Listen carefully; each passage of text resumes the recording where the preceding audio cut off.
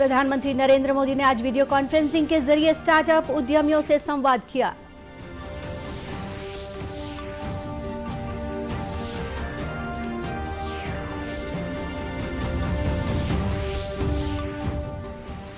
आज थल सेना दिवस, राष्ट्रपति, प्रधानमंत्री सहित राज्यपाल और मुख्यमंत्री ने जवानों पर जताया गर्व, कहा इनका योगदान अतुलनीय।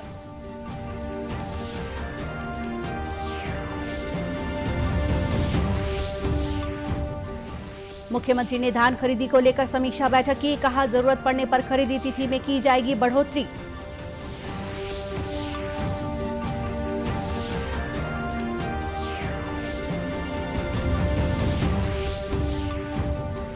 और छत्तीसगढ़ की स्टार शटलर आकर्षि कश्यप पहुंची इंडियन ओपन इंटरनेशनल बैडमिंटन के सेमीफाइनल में।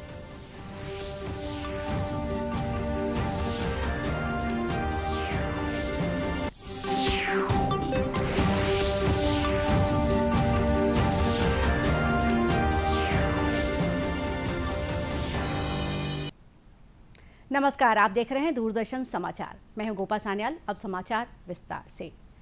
प्रधानमंत्री नरेंद्र मोदी ने आज वीडियो कॉन्फ्रेंसिंग के जरिए स्टार्टअप उद्यमियों से संवाद किया। इस मौके पर प्रधानमंत्री ने कहा कि राष्ट्र की प्रगति में योगदान के लिए स्टार्टअप में व्यापक संभावनाएं हैं। उन्होंने कहा कि 2016 में शुरू हुआ स्टार्टअप इंडिया अभियान इसका प्रतीक है।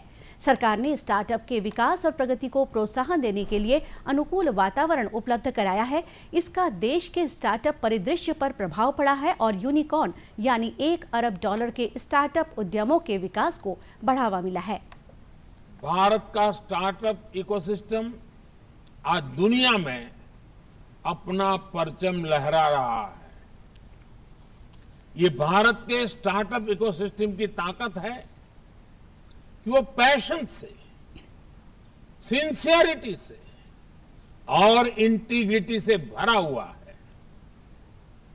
ये भारत के स्टार्टअप इकोसिस्टम की ताकत है कि वो लगातार खुद को डिस्कवर कर रहा है, खुद को सुधार रहा है, अपनी ताकत बढ़ा रहा है। वो लगातार एक लर्निंग मोड में है, चेंजिंग मोड में है, नई नई स्थितियां, परिस्थितियां के मुताबिक खुद को ढाल रहा है। आज किसी से ये देखकर गौरव नहीं होगा कि भारत के स्टार्टअप्स 55 अलग अलग इंडस्ट्री से काम कर रहे हैं। हर किसी को गर्व होगा। आपके पास नए आइडियाज हैं, आप नौजवान ऊर्जा से भरे हुए हैं और आप बिजनेस के तौर तरीके बदल रहे हैं। Our startups are changing the rules of the game. इसलिए मैं मानता हूं startups are going to be the backbone of new India. Startups का ये कल्चर देश के दूर दराज तक पहुंचे, इसके लिए 16 जनवरी को अब नेशनल स्टार्टअप डे के रूप में मनाने का फैसला भी किया गया। इस संवाद कार्यक्रम में कृषि, स्वास्थ्य, उद्यम प्रणाली, अंतरिक्ष, उद्योग, सुरक्षा, फिनटेक और पर्यावरण सहित विभिन्न क्षेत्रों के स्टार्टअप उद्यमियों ने हिस्सा लिया। राष्ट्रपति रामनाथ कोविंद ने सेना दिवस पर सैनिकों को बधाई दी है।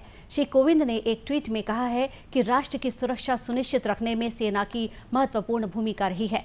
भारतीय सेना ने सीमा की रक्षा और शांति बनाए रखने में अतुलनीय साहस, शौर्य और त्याग का परिचय दिया है। वहीं प्रधानमंत्री नरेंद्र मोदी ने सेना दिवस पर विशेषकर देश के बहादुर सैनिकों, सेवानिवृत्त योद्धाओं और उनके परिवारों को शुभकामनाएं दी हैं। श्री मोदी ने एक ट्वीट में कहा कि भारतीय सेना अपने साहस, शौर्य और पेशेवर कौशल के लिए जानी जाती है। उन्होंने कहा कि राष्ट्र की सुरक्षा के प्रति सेना के अमूल्य योगदान की अभिव्यक्ति के लिए शब्द अपर्याप्त हैं। प्रधानमंत्री ने कहा कि सेना के जवान मानवीय संकट और प्राकृतिक आपदाओं के दौरान लोगों की सेवा में हमेशा आगे रहे हैं। श्री मोदी ने कहा कि शांति रक्षा मिशनों में भी भारतीय सेना के योगदान पर देश को गर्व है। राज्यपाल अनुसुईया उइके ने थल सेना दिवस के अवसर पर ट्वीट कर बधाई दी है और कहा है कि भारत की सीमाओं को सुरक्षित बना हमारे सैनिक देश को प्रगति के मार्ग पर सतत गतिमान रखते हैं। देश उनकी सेवाओं का सदैव ऋणी रहेगा। वहीं मुख्यमंत्री भूपेश बघेल ने भारतीय सेना के जवानों, अधिकारियों सहित सभी देशवासियों को सेना दिवस के अवसर पर बधाई और शुभकामनाएं दी हैं। मुख्यमंत्री ने अपने शुभकामना संदेश में कहा है कि शांति, युद्धकाल और संकट के समय में जवान हमारी सुरक्षा, राहत और बचाव का कार्य करते हैं। अपने अदम्य साहस और वीरता से मां भारती की रक्षा में सदैव समर्पित वीर सपूतों का पूरा देश अभिनंदन करता है। उन्होंने कहा है कि भारतीय सेना के अमूल्य योगदान को कभी भुलाया नहीं जा सकता। उनकी निस्वार्थ सेवा के लिए हम सब सेना के जवानों के सदैव ऋणी रहेंगे। सरकार ने कहा है कि देश में अब तक कोविड के नए वेरिएंट ओमिक्रॉन के 6041 मामले सामने आए हैं। ओमिक्रॉन के मामलों में कल से 5% की वृद्धि हुई है। स्वास्थ्य मंत्रालय ने बताया है कि राष्ट्रव्यापी कोविड टीकाकरण अभियान के तहत देश में अब तक 156 करोड़ से अधिक टीके लगाए जा चुके हैं। स्वस्थ होने की दर 94.83% है। अब तक लगभग 3.5 करोड़ लोग कोविड से स्वस्थ हुए हैं। इधर छत्तीसगढ़ में 60,257 सैंपलों की जांच की गई, जिसमें से 6,153 में कोरोना संक्रमण पाया गया। इस समय प्रदेश में पॉजिटिविटी दर 10.21% है। सबसे ज्यादा रायपुर जिले में 1859 मरीजों की पहचान की गई है। इसके बाद रायगढ़ में 949 और दुर्ग में 854 नए कोरोना संक्रमित मिले हैं। वर्तमान में प्रदेश में कोरोना के 30,862 सक्रिय मामले हैं। वहीं कोरोना प्रभावितों का होम आइसोलेशन में भी इलाज चल रहा है। इसके लिए स्वास्थ्य विभाग ने दिशा निर्देश जारी किए हैं। इन दिशा निर्देशों के तहत होम आइसोलेशन के लिए मरीज सबसे पहले अपने मोबाइल फोन पर आरोग्य सेतु ऐप डाउनलोड करें और 24 घंटे ऐप पर नोटिफिकेशन और लोकेशन ट्रैकिंग को ऑन रखें। मरीज के द्वारा आइसोलेशन के नियमों का पालन करने के लिए अंडरटेकिंग भरी जानी है। प्रभावित मरीज को घर के अन्य सदस्यों से खुद को दूर रखना चाहिए और उसे अलग कमरे में रहना चाहिए।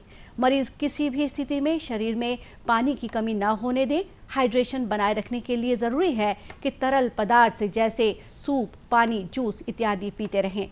प्रतिदिन 3 बार कम कार्बोहाइड्रेट, उच्च प्रोटीन युक्त आहार, सब्जी और फलों का सेवन करें। मुख्यमंत्री भूपेश बघेल और कृषि मंत्री रविंद्र चौबे ने धान खरीदी को लेकर समीक्षा बैठक की। बैठक के बाद मुख्यमंत्री ने पत्रकारों को बताया कि बीते कुछ दिनों से मौसम ठीक न होने की वजह से राज्य में समर्थन मूल्य पर धान खरीदी प्रभावित हुई है। उन्होंने कहा कि किसानों को चिंता करने की जरूरत नहीं है।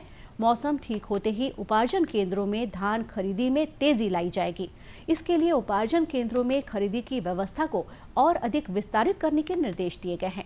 उन्होंने कहा है कि राज्य में धान खरीदी की अंतिम तारीख 31 जनवरी है। सरकार की यह कोशिश होगी कि इस अवधि में 100% किसानों से उनके पंजीकृत रकबे के धान की खरीदी समर्थन मूल्य पर पूरी कर ली जाए। उन्होंने कहा कि आवश्यकता पड़ने पर किसानों के सहूलियत के लिए धान खरीदी के निर्धारित अवधि में वृद्धि करने पर विचार किया जाएगा। 69 लाख मीट्रिक टन धान खरीदी हो चुकी है। उठाव भी काम चल रहा है, मिलिंग का भी काम चल रहा है। बीच में जो मौसम खराब हुआ उसके कारण से उसमें कुछ रुकावटें आई है, लेकिन इस बात का मैं किसानों को विश्वास दिलाता हूं और किसान विश्वास भी कांग्रेस की सरकार पे करती है कि यदि आवश्यकता पड़ी तो समय में वृद्धि की जाएगी। यदि समय में सभी के टोकन में धान खरीदी हो जाता है तो समय बढ़ाने कोई औचित्य नहीं, लेकिन फिर भी यदि टोकन जितना वितरित किया जाएगा उसके बाद भी धान सोसाइटी में नहीं खरीदा जाता तो उसी स्थिति में समय में वृद्धि की जाएगी। मुख्यमंत्री ने कहा है कि राज्य में सभी पंजीकृत किसानों से धान की खरीदी की जाएगी। इंडियन ओपन इंटरनेशनल बैडमिंटन के खिताबी दौड़ में छत्तीसगढ़ की स्टार शटलर आकर्षि कश्यप पहुंच गई है। कल खेले गए क्वार्टर फाइनल मैच में उन्होंने साइना नेहवाल को हराकर उभरी मालविका बंसोड़ को 40 मिनट में हराकर टूर्नामेंट से बाहर कर दिया। सेमीफाइनल में आकर्षि का मुकाबला द्वितीय वरीयता प्राप्त थाईलैंड की बुसानन ओंगबंगरफेन से होगा। गौरतलब है कि यह प्रतियोगिता दिल्ली में चल रही है, जिसमें देश विदेश के नामचीन प्रतिभागी भाग ले रहे हैं। इस टूर्नामेंट में प्रदर्शन को देखते हुए खेल मंत्रालय ने आकर्षि का चयन 2024 ओलंपिक पोडियम के लिए कर दिया है। इस चयन के बाद अब शासन की ओर से आकर्षि को प्रशिक्षण दिलाने की व्यवस्था की जा रही है। केंद्र सरकार इन दिनों आजादी का अमृत महोत्सव मना रही है। 75 सप्ताह तक चलने वाले इस कार्यक्रम के दौरान हम आजादी के जननायकों से नई पीढ़ी को परिचित करा रहे हैं। आजादी के सफर में आज हम बात करेंगे शिक्षाविद और स्वतंत्रता संग्राम सेनानी सैफुद्दीन किचलू के बारे में। आज की कड़ी में हम महान शिक्षाविद और गांधीवादी स्वतंत्रता सेनानी सैफुद्दीन किचलू का स्मरण कर रहे हैं। सैफुद्दीन किचलू का जन्म 1888 में 15 जनवरी को अमृतसर, पंजाब में हुआ था। उन्होंने अपना संपूर्ण जीवन भारत में सांप्रदायिक सद्भाव बनाए रखने में समर्पित कर दिया। अमृतसर में रॉलेट एक्ट के खिलाफ हुए प्रदर्शनों में वे अग्रिम पंक्ति में रहे। पेशे से वकील किचलू ने अपने साथी स्वतंत्रता सेनानी सत्यपाल के साथ अंग्रेजों के शोषण और दमन के खिलाफ आंदोलन का नेतृत्व किया। 30 मार्च 1919 को अमृतसर में एक जनसभा में 30,000 लोगों को संबोधित करते हुए उन्होंने कहा था, महात्मा गांधी का संदेश आपको पढ़कर सुनाया गया है। सभी नागरिकों को प्रतिरोध के लिए तैयार रहना होगा। इसका मतलब ये नहीं कि ये पावन नगरी या देश रक्त रंजित हो जाए। ये प्रतिरोध धैर्यपूर्ण होना चाहिए। किसी भी पुलिसकर्मी या देशद्रोही के लिए कठोर शब्दों का प्रयोग न करें जिससे उसे कष्ट हो या शांति भंग होने की आशंका बने। रॉलेट एक्ट को लेकर बढ़ते प्रतिरोध से अंग्रेज सतर्क हो गए थे। उन्होंने 10 अप्रैल को किचलू और सत्यपाल को गिरफ्तार कर लिया और उन्हें धर्मशाला भेज दिया। उनकी गिरफ्तारी के बाद 13 अप्रैल 1919 को बड़ी संख्या में लोग जलियांवाला बाग में एकत्र हुए। जनरल डायर ने इस जनसभा पर गोलियां बरसाई और सैकड़ों लोगों को मौत के घाट उतार दिया।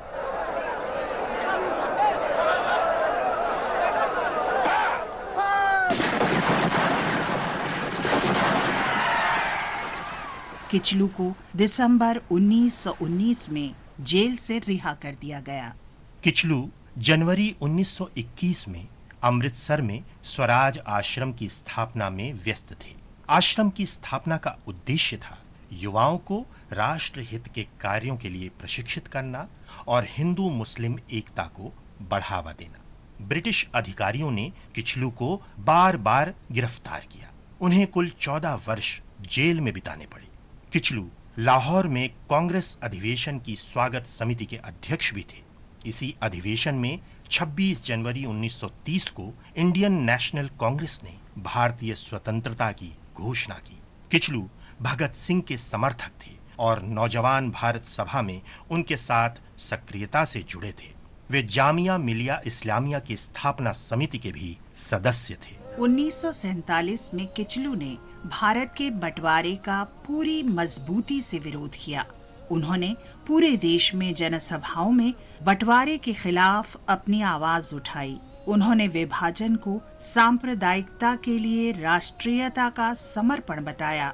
वे विश्व शांति परिषद के उपाध्यक्ष के साथ साथ अखिल भारतीय शांति परिषद के संस्थापक अध्यक्ष भी थे।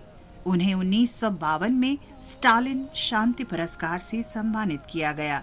1951 में भारत सरकार ने किचलू को जवाहरलाल नेहरू और मौलाना अबुल कलाम आजाद के साथ जलियांवाला बाग राष्ट्रीय स्मारक ट्रस्ट का आजीवन ट्रस्टी बनाया। 9 अक्टूबर 1963 को सैफुद्दीन किचलू का निधन हो गया।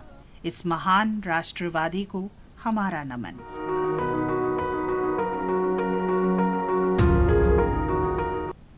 अंत में मुख्य समाचार एक बार फिर। प्रधानमंत्री नरेंद्र मोदी ने आज वीडियो कॉन्फ्रेंसिंग के जरिए स्टार्टअप उद्यमियों से संवाद किया।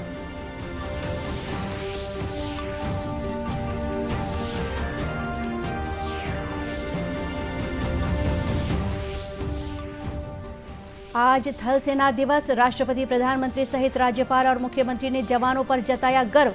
कहा इनका योगदान अतुलनीय।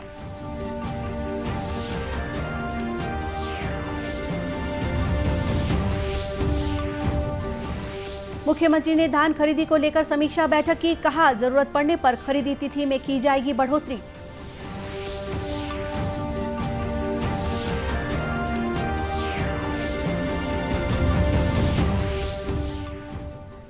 और छत्तीसगढ़ की स्टार शटलर आकर्षि कश्यप पहुंची इंडियन ओपन इंटरनेशनल बैडमिंटन के सेमीफाइनल में। और इसी के साथ ये समाचार बुलेटिन ही समाप्त हुआ। नमस्कार।